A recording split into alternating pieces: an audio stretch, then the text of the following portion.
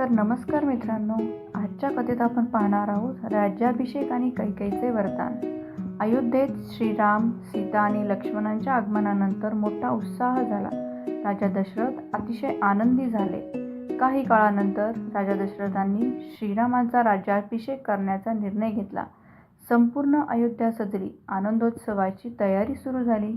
पण तेव्हाच कैकेयीने आपल्या 2 वरदानांची आठवण करून दिली.